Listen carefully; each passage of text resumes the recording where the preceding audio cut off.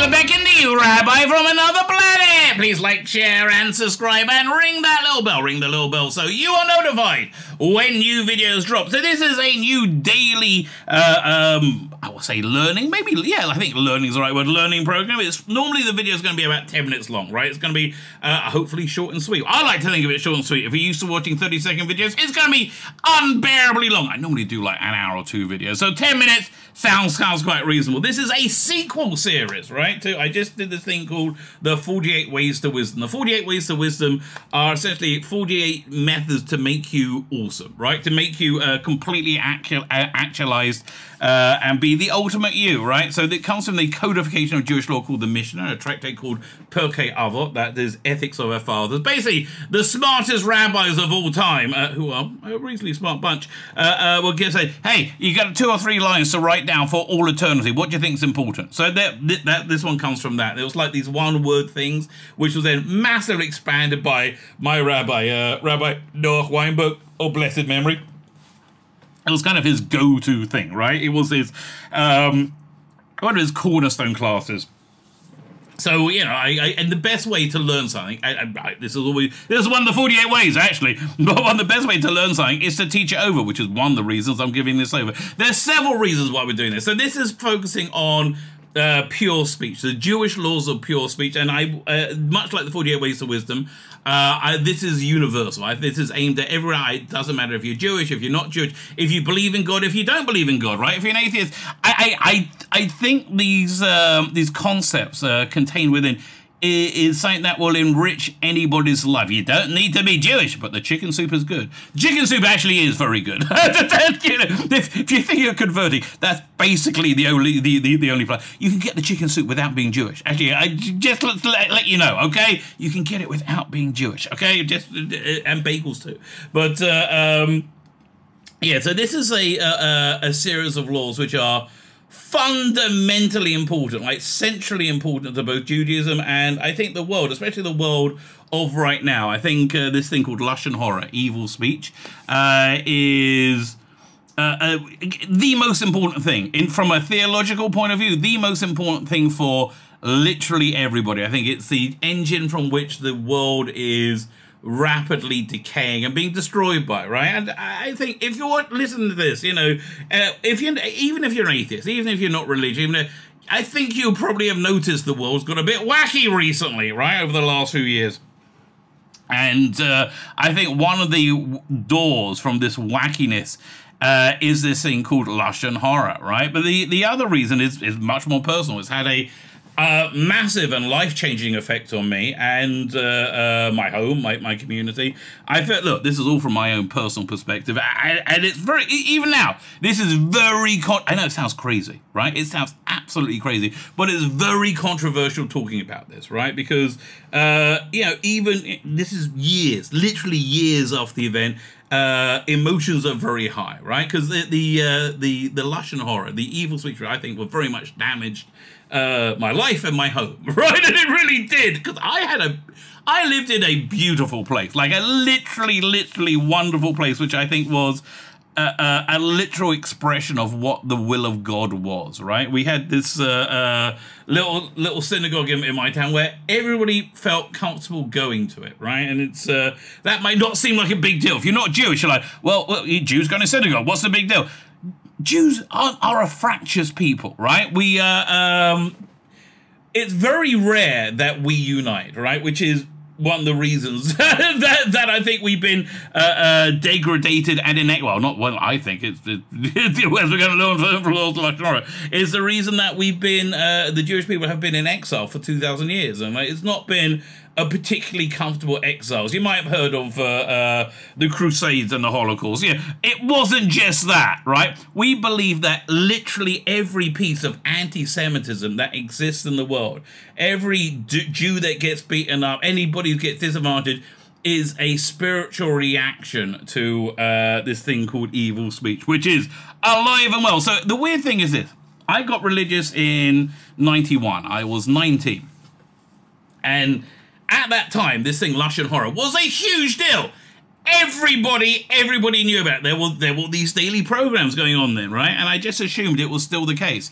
But again, we had this how would I describe it? Attack, this bout, this explosion. We had this explosion of Lush horror in my town, and what made it much more complicated. Again, this is super controversial, and it really shouldn't be. And look, if you're one of my neighbors that gets very, very, very, very mad at me saying anything like this, there's no reason for any anger. It's actually insane, right? There is no reason for any anger. I'm talking about public events, and that's all. Look, if I want to get to stuff, I'm talking about private events. No, I'm talking about public events that everybody witnessed. And look, not for nothing, but the centrality of Jewish culture is in Jewish law is from a fearless, open discourse of ideas that people may genuinely, vehemently disagree about. So if you think you vehemently think I'm wrong, that's fine. Just tell me where you think I'm wrong, right? But that's why people get angry, because they can't do that, right? At least I don't think they can do that, because nobody's ever tried, right? And look, I'm just talking about what I've seen, what I've experienced, what I perceive. People are in defense of everybody else, I would say, people are unbelievably scared of me. And for the life of me, I have no idea why, right? Genuinely, I have never hurt anyone in my life, right? Look, I'm scary, I guess. If I have a lot of confidence in my opinions, right? I have a lot of confidence, and I have a reasonably powerful voice. But again, never hurt anyone, and as far as I know, I don't think I've ever violated what I consider the will of God as expressed by Jewish law, right? And I find any intimation I have deeply offensive, because to do that has cost me a lot, right? You know, there's a lot of times that I wanted to do things that go against, that everybody else does, that goes against Jewish law, right? There's lots of times I would love to do that, but I don't, like, knowingly, like, publicly, anyway, at least, I've never, I mean, I sin, everybody sins, right? I'm not trying to say I'm like, I am without sin, but, like, if I do make a mistake, and I do often, all right, I try and be honest with myself about it and say sorry, right? Even though a mistake that nobody saw, I say sorry to God, right? At the very least, if I hurt somebody else, I will say sorry to them, right? And I will, right? It's, I think that's how God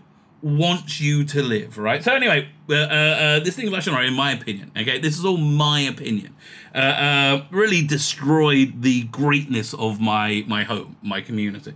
And I think why it was radar invisible to a certain extent. And again, I don't know why. You have to ask the other people involved, right? But I think the reason why is because it emanated from and surrounded by a former rabbi that we used to have here, and not a rabbi anymore, specifically because of this, right?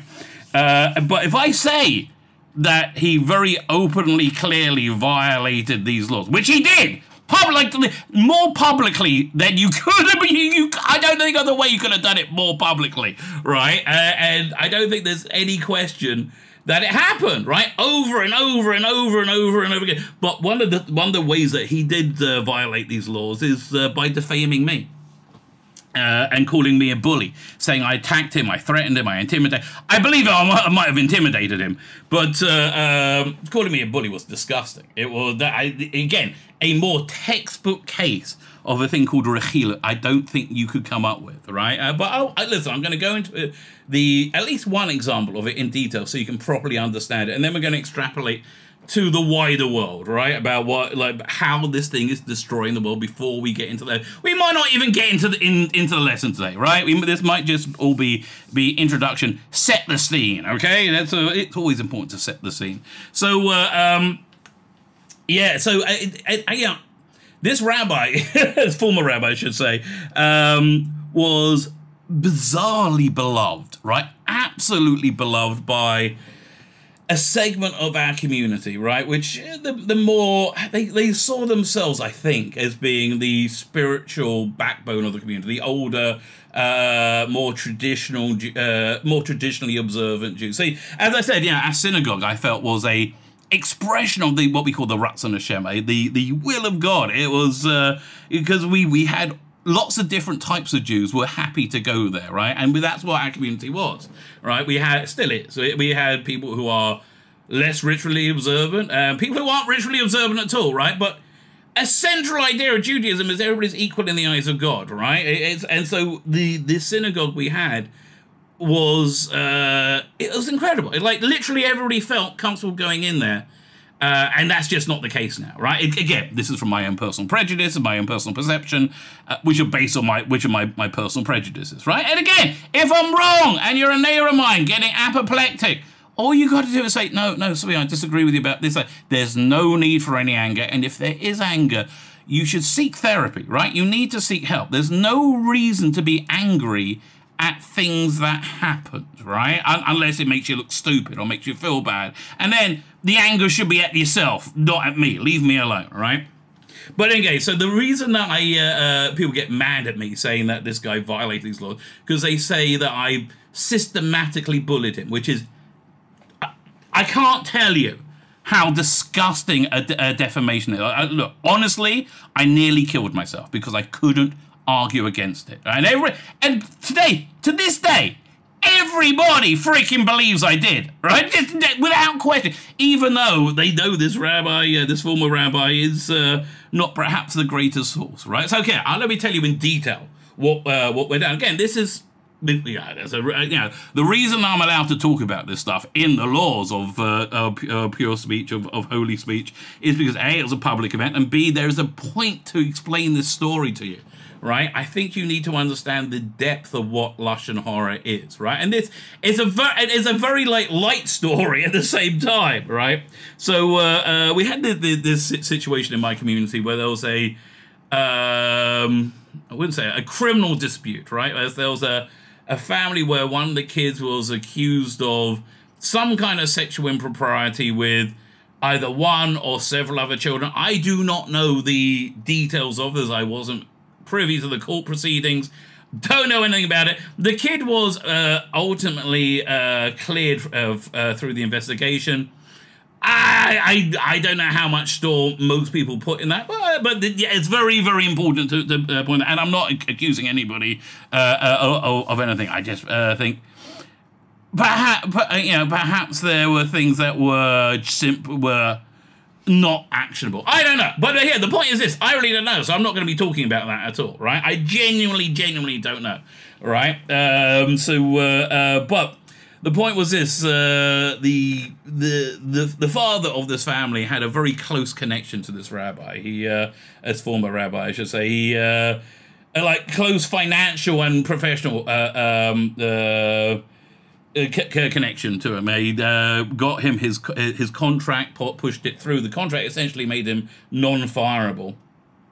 And this I know because this is, again, I had a front row seat to it. So when this criminal investigation was going on, there was a weird proclamation from this former rabbi that this father had to come to synagogue and receive honors. Right, there's these different honors.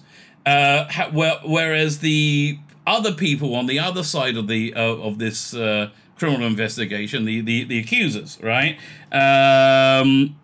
seemingly couldn't care less about it, right? So that was really my problem there. I said, well, look, if you want to say everybody's got to come and receive honors, that's fine. But if not, you are socially benefiting somebody you have a close financial and professional relationship with. That makes you look like you're very corrupt, which makes me look like I'm very corrupt because you were the rabbi, you know, that I would tacitly follow, I would say, right? But you were in my community, right? So you would make my community look very. Was I saying he was corrupt? No, right? Was I saying does he look corrupt? Yes. Why did he look corrupt? Because he looked corrupt. That's because that's reality, right? Reality, from my perception, according to most, right? A lot of people. I haven't done a survey, so I had a small volunteer position. It wasn't that, but I said, look, I can't do this volunteer position anymore because I don't think this decision is kosher. I don't think it can stand up in Jewish law. I spent hours talking to this former rabbi, asking, and he just wasn't able to substantiate it at all, right? In fact, the Jewish law, which we're going to learn eventually in this series, that he used was actually the law I think because that's clearly what it says. One of the laws that he transgressed. So anyway, so I said, look, I couldn't do it. I think this was a shomron. I thought it was disgusting, right? I was very, very upset. And then this Lashon Hora started, right? People say, oh, you said this, you did that, you did this. I said no, and I put a thing out on our local email list saying what I actually had said, right? And I wasn't overly complimentary, but I didn't say, look, I've chewed people out before. This wasn't that. I was just saying, oh, this makes no sense, right? I can't support it, right? He had a meltdown like you wouldn't believe. I think he actually had a mental breakdown, right? He had a meltdown like you wouldn't believe. And, you know, I was very naive at the time, right? I really was, much less now. I was very naive at the time, and I thought we shared a moral framework, which clearly we don't, right? And look, I obviously had hurt him, so I felt bad for him as well. And so their point was that I had broken one of these laws, right? I had made fun of this rap, which I hadn't, right? I didn't do. But, you know, things were getting crazy. I felt bad for him. I naively thought everybody had a similar standard of Judaism to me. And I said, fine, you know, I'll apologize then. I'd rather take my punishment in this world than the next. And that's genuinely what was going on, right? So shortly thereafter, I found out about a bunch of this Lashon Hora, this evil speech, right? There was this other thing going on. But there was a picture of me with this other person, and they was flying around the community saying, this other person can't do this job because he associates with Lebetkin, who's pure, total scum! Right? A more clear case of this thing, Rechilut, Lashon Hora, I can't imagine, right? But anyway, I digress. So that's kind of sets the scene. Then COVID happened, and the synagogue basically closed down for a long time, right? A long time. We were having these street, we call them minyanim, right?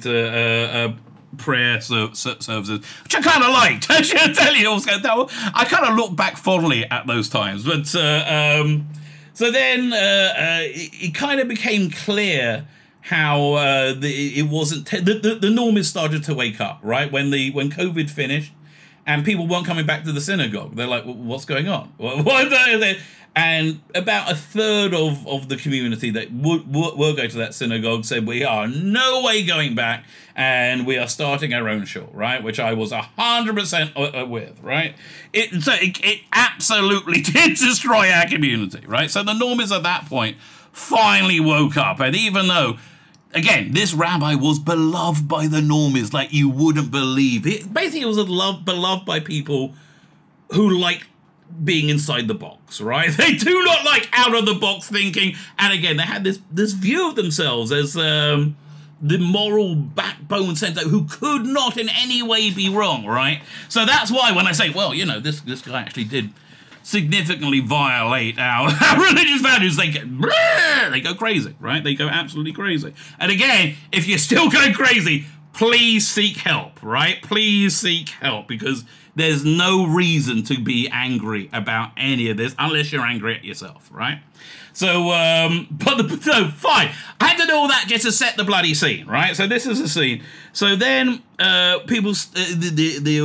we had a new administration was barely voted into the synagogue with the remit of they couldn't remove this former rabbi because he had this cast iron contract given to him by this guy. So they said, well, the contract will be up in a few months, and we're not going to renew. And that was the only reason that the street services ended and people started coming back to the synagogue. But at that point, and they literally begged me to come back. I'm like, no way, right? So then, but I was very, very upset still. It was like, you know, the intense hypocrisy. Boy, I hadn't seen anything yet that I'd witnessed. But anyway. So then, a little bit after, I approached the administration of the synagogue and said, look, we got a bit of a problem now, right? Because my basic point why I said I couldn't, you know, support this former rabbi, who was, you should know I was a huge supporter of his as well. Like, he upset a lot of people straight away coming in, and I was like always defending him. I gave a ton of money to his salary, like just a ton of money to his salary, which, you know, he never offered back, even though he went around the town defaming me as much as he could. He'll still like the money, I think. Anyway. So look, we have a problem. My point was this, that it would destroy the unity of our synagogue, right? It would absolutely destroy it. And that was true, right? There were dozens of people would not walk into that synagogue because of this former rabbi. And if that makes you mad, me saying that, you know, you shouldn't be mad at that. That's merely factual. Don't be upset. Right? Again, if you're angry, then that is not the state Hashem wants you to be in my opinion. Right? So I say, look, we have a bit of a problem. There is this, because I am of the opinion that you can't be what I would call a bad person, right? You know, a nasty person and be a religious person at the same time. I think the essence of religion is loving each other, finding unity with each other. That's why I think the synagogue was an expression of the will of God. So anyway, I say, look, we got a problem.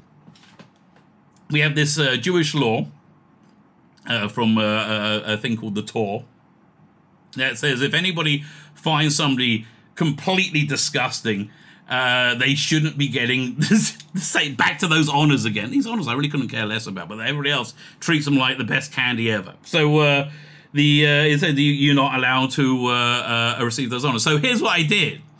I took that law to people I knew on the administration of the synagogue and said, can you please take this to a rabbinical source, so like a higher rabbinical authority, that they could read the law and find a reason why it would not apply, right? Because otherwise, if this guy gets up to get give himself an honor, I would have to state the law, right? I'm not deciding what the law is. I'm just saying I've read it. It's very clear. What am I going to bloody do, right? So yeah, can we do that so we can avoid there being any problem, right? That's 100% what happened.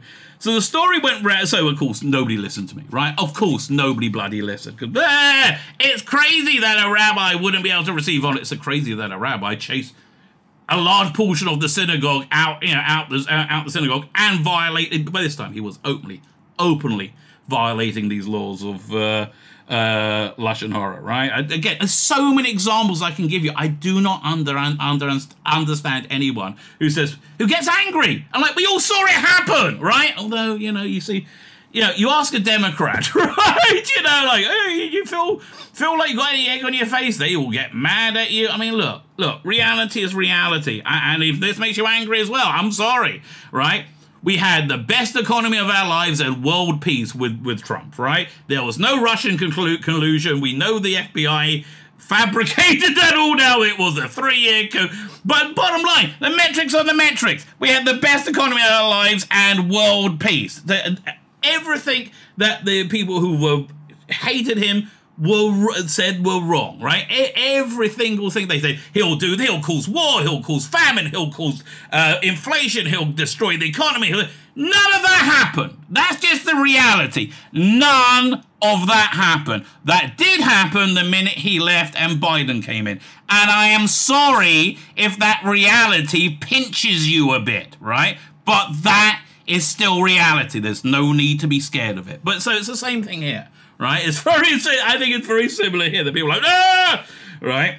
So I asked them to deal with this Jewish legal matter. They didn't, right? They didn't do what they were supposed to. No, didn't do it. So then, of course, it was actually about 2 or 3 years ago recently, right? That it happened. That he got up. I'm like, oh, really?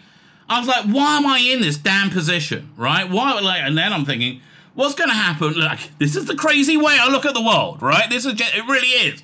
I think at one point I'm going to die. We all are. Hopefully at 120. That's what we hope for in Judaism. And you're going to go in front of God and you're going to have to justify your life. And I imagine God looking at me going, so what? You knew that law, right? You knew that law clearly, right? And you You saw my Bible, right? My will be violated, right? And you sat there and did nothing. You kept. Now, what I should have done, in hindsight, is I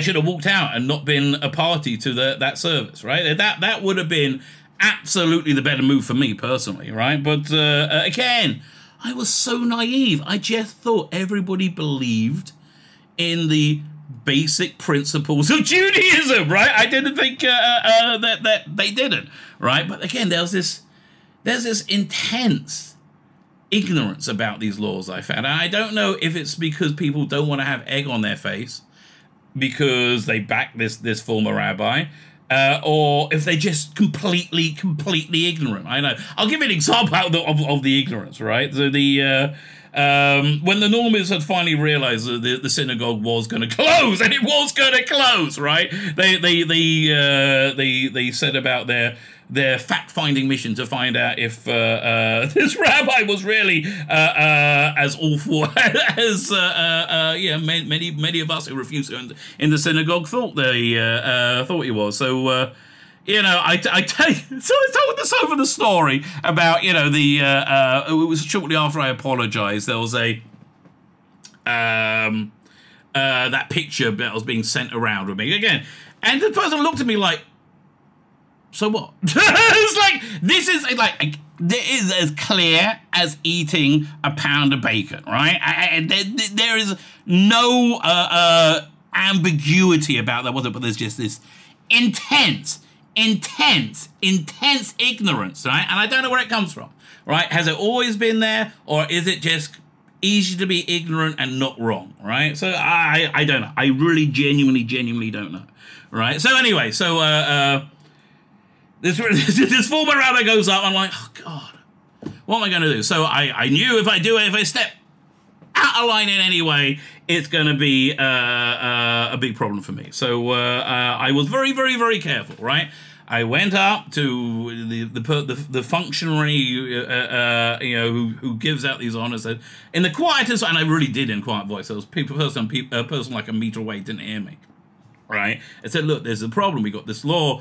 We have to go to a rabbinical authority to decide what the law is. So he's apoplectic, right? He pretends he can't hear and see me. So I raise my voice like an octave, and if that, and then I return to my seat, right? And then I figure I've done everything. I've done everything. I can stand in front of God, right? On their judgment, I can stand in front of God and go, I did freaking everything, right?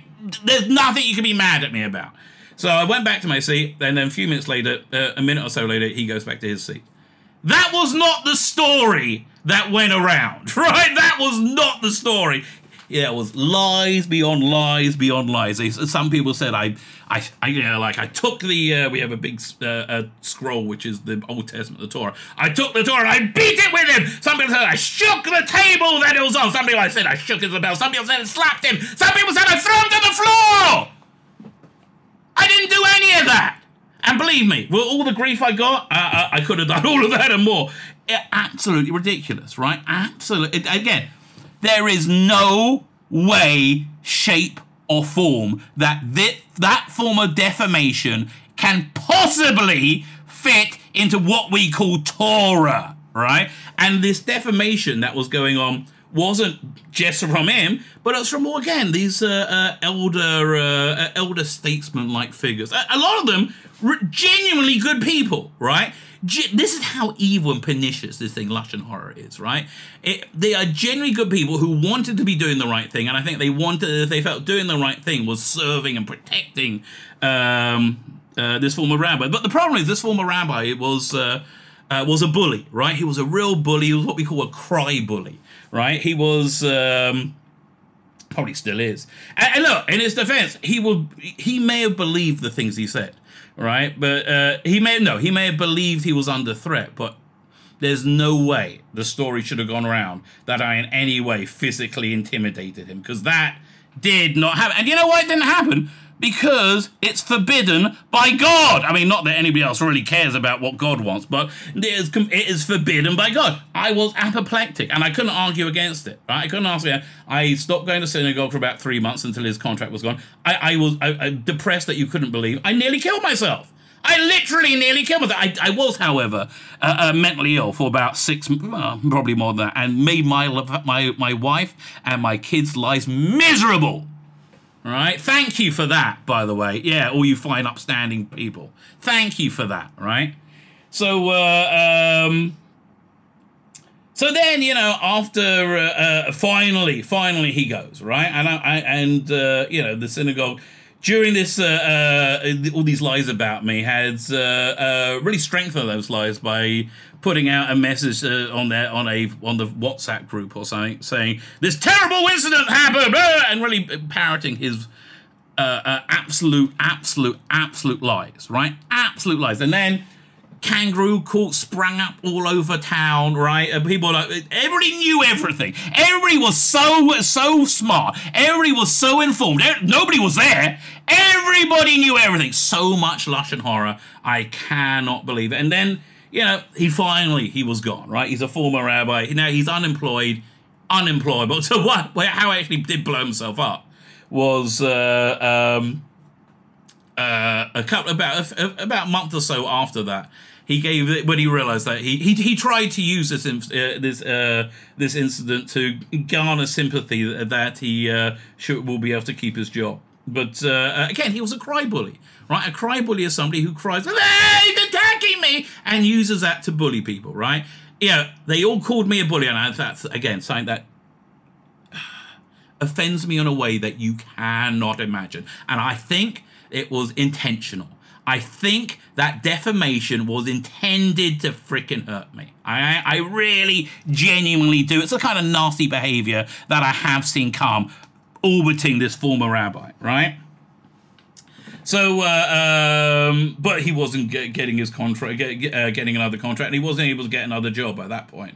His reputation was not good, but it was better than it was after.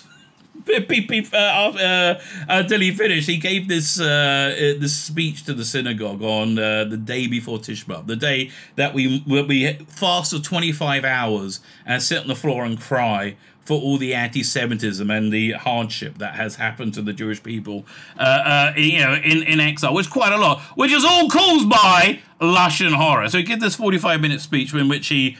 I can't even remember. I don't remember how many laws of Lashon Hara that he violated during that speech. But nobody really cared about that either. And yeah, this is why I'm making this series. Nobody really cared about that. What they cared about was that they were personally insulted, right? I mean, he broke the laws of Lashon Hara from the pulpit to defame members of our community a year beforehand, right? We're going to learn all this. We're going to go through the laws. But here's the thing.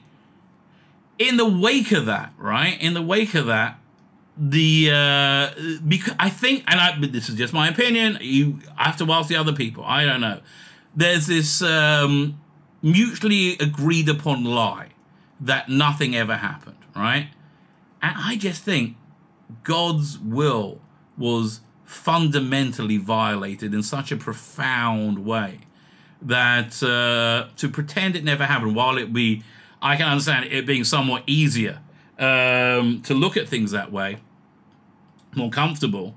I don't think that's the will of God, right? I think at the very least there should have been some kind of what I'm doing right now, program of education about these very, very, very important laws, right? That clearly nobody had any awareness. Do they have no awareness of it? I mean, look, honestly, one of the people in the orbit of this former rabbi was a guy who wrote a whole legal book about this thing, Lashon Hara, and like right in front of his face.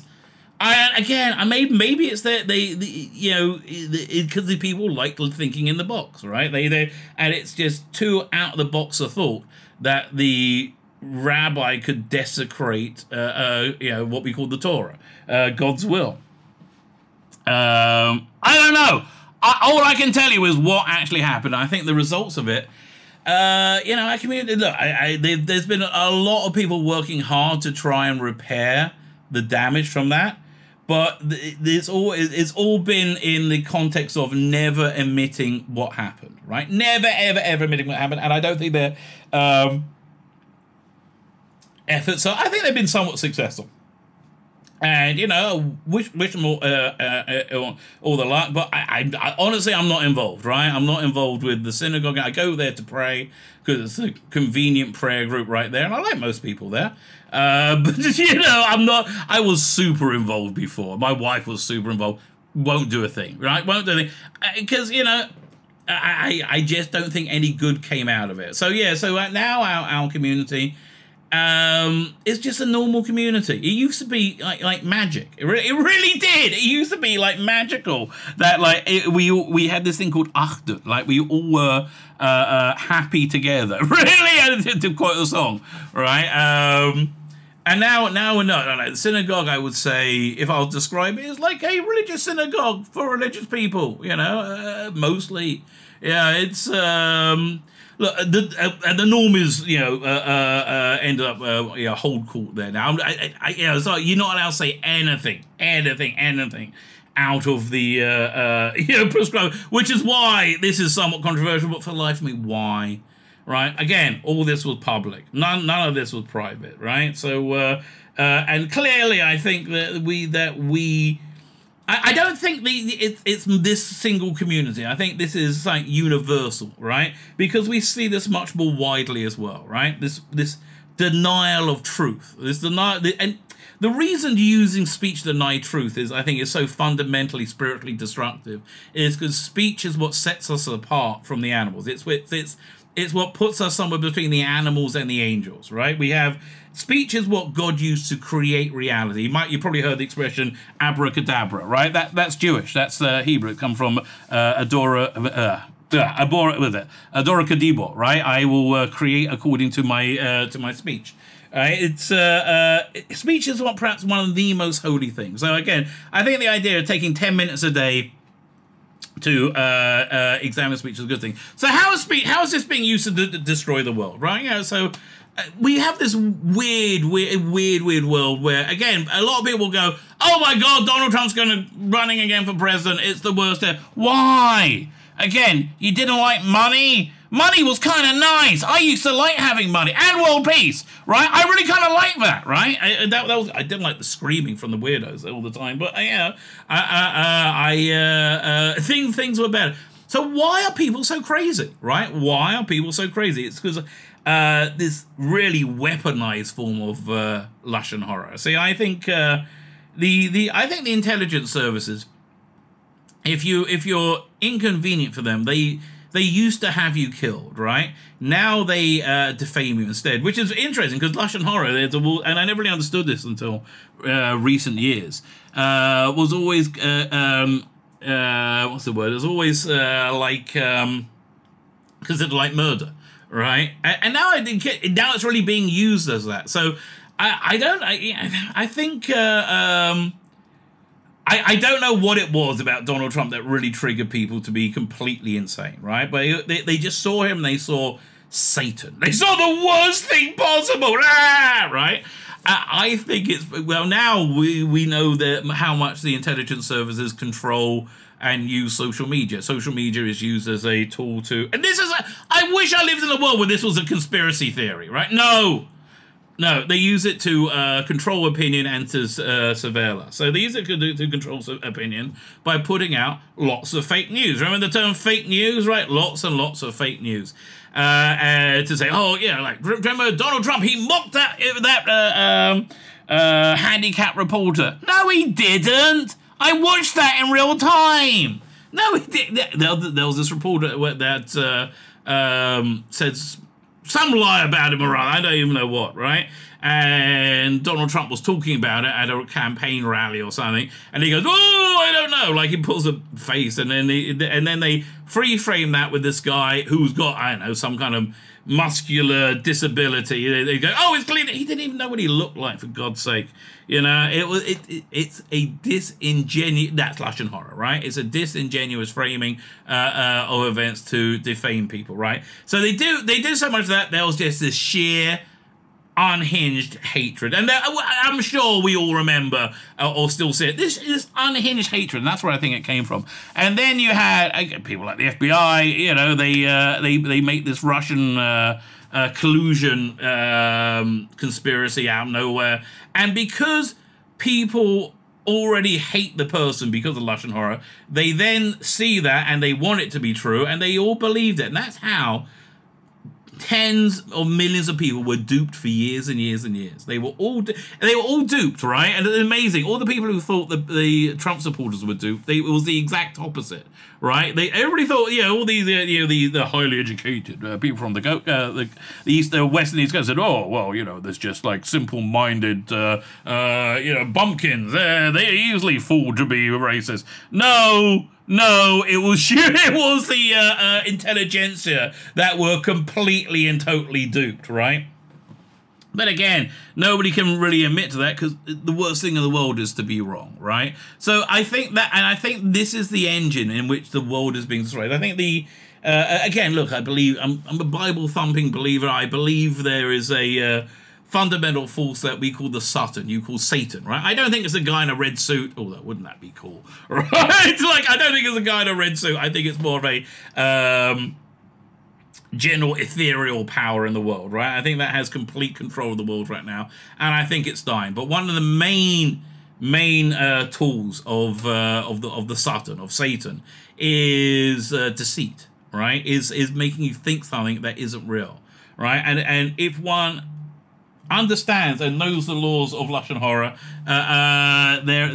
they're able to protect themselves, right? They are able to protect themselves, which is always a good thing, right? That's something that I would wholeheartedly endorse. Fine. So let's get into the very first law right now. Okay, so we're going from this book over here, Chofetz Chaim, a lesson a day. How many days is it? Is it 180? It's a lot, right? It goes for quite some time. 180, right? 180. So the Chofetz Chaim is this probably isn't a picture of him, right? This is actually probably a picture of his butcher. But yeah, his butcher's probably pretty religious guy. So, but he was a guy who really codified these laws. So this book is by Rabbi Shimon Finkelman and Rabbi Yitzhak Berkowitz. Rabbi Yitzhak Berkowitz, I know. I actually learned the laws of Lashon Hara from him. Okay, fine. So we have a little story and we have a Jewish law. We're going to be doing this every day. This is the 10-minute part, right? Now we've done the intro. This is the 10-minute part, right? Lashon Hara, literally evil talk, is defined as information which is either derogatory or potentially harmful to another individual. A derogatory statement about someone is Lashon Hara, even if it definitely will not cause cause that person any harm. That is really heavy, right? Even that. See, this is the thing. It's evil talk, right? You do not want your lips. You do not want your speech to be contaminated by evil talk, even if it will have no effect, right? That is the centrality. And can you imagine living your life that way? Here's the trick, by the way. If these laws interest you and you like to take them on, start off like doing like an hour a day or two. Pick a window, right? Don't go home, do everything at once, otherwise you will go crazy. A statement that could potentially bring harm to someone, be it financial, physical, psychological, or otherwise, is Lashon Hara, even if that information is not negative. Okay, not even derogatory. If you're planning to hurt somebody through your speech, that is Lashon Hara. Now, again, why was it okay to talk about these specific examples? It's because this thing called Te'elet, I think it's very important to put it in the context of a real life story. I think that helps people understand things on a much more visceral, real level. And all the events I said were public. Once things happen publicly in front of three people, it's fair game essentially. Unless I'm wrong, that's why we're learning these laws. If I'm wrong, we'll find out, right? We'll get to it and we'll find out. Right? It should be noted the term Lashon Hara refers to true statements that which are derogatory. Negative statements that are untrue or are inaccurate are called Hotzi Shemra. I thought it was called Motzi Shemra, right? Which we're going to be dealing with on day 31 of this. Fine. So that was the legal bit. Let's then we get a nice little story. What's the little story? Even though I already gave you one. Food for the soul. So this is one who guards his mouth and tongue guards his soul from tribulations. I've had quite a few. I don't know about you. Which man desires life? Who loves days of seeing good? I do. Man, I miss those days. Guard your tongue from evil and your lips from speaking deceit. Now, well, I think it's that's from Psalms to heal him. I think it's worth noting. Like, I think the natural order of things, which this is talking about, is off right now. I think we're in the end of days. I think we're in a very evil environment, right? So, you know, you could be as pious as you want. I don't think, you know, again, I think we're living in the realm of the Satan, right? The realm of Satan. And I really, literally do. Again, that's just, you don't have to agree with me, okay? Why do the above verses single out the laws of pure speech, guarding one's tongue, as the key to a good life in both worlds? Oh, that's actually what it's saying. Like, if you want to have a good life in this world and the next, you know, that's actually true, right? That is actually true. It definitely improves your quality of life in this world. I can only assume in the next world, much more so. Corresponding to this are 248 spiritual organs, and the human body is comprised of 248 organs and 365 sinews. So corresponding to the 248 and 365 are the 248 organs of the soul and sinews of the soul. The scripture states, "If you clothe me with skin and flesh and cover me with bones and sinews," this is from Eof, that's Job, I believe. The various parts of the body referred to as clothing and covering, for they clothe and cover the soul within man. Each physical organ corresponds to a specific aspect of the soul. God has, fine, so that's interesting. So God has given us 248 positive commandments and 368 negative. These are for Jews, right? We have 613 commandments. Non-Jews, 7. You get the 7 deadly sins. Okay, so, if you're thinking of converting, keep that in mind, right? If you're still thinking of converting, remember bacon is awesome, right? If you're still thinking of converting, remember that shrimp is awesome. I don't know what to tell you. After that, it's your own problem. Fine. Negative commandments which relate to the particular parts of the body which are performed. By performing a given mitzvah through a given organ, a spiritual light comes to rest upon the corresponding component of the soul. It is from this light that the component draws eternal vitality. By performing a given mitzvah, it's a good deed, right? I should have translated that. Through a given organ, the spiritual light that comes to rest and the corresponding component of the soul. I see. So saying if you're using your lips and speech to perform this good deed of not speaking lashon hara, evil speech, that's when a person fulfills all the God's commandments. He transforms himself into a perfectly whole being, right? Adam and Shalem, we call it. A man of spiritual perfection whose every fiber is sanctified unto God. That's not me. I want to be clear, okay? That is not me. The converse is true as well. If a person commits transgression and does not repent, then the component of the soul which corresponds to that prohibition will suffer accordingly. Okay, so basically it's saying that there is some correlation between one's physicality and one's physicality and spirituality, but a very specific correlation, right? It's not too amorphous, right? So that's basically what we're going to be looking at each day. 5 to 10 minute videos going over these things. Basically, tune in. It's a way of, I think, just keeping it on your mind, right? Keep it on your, because that's really the biggest thing. If you keep this thing on your mind, it's much easier not to fall, right? And not falling is a good thing, right? I think it's a good thing that generally speaking, will make you happy. So join me tomorrow and every day for the next 180 days as we delve into the laws of holy speech. My name is Tzvi Lebetkin, the rabbi from another planet. Please like, share, and subscribe, and ring that little bell. Ring the little bell so you're notified when new videos drop.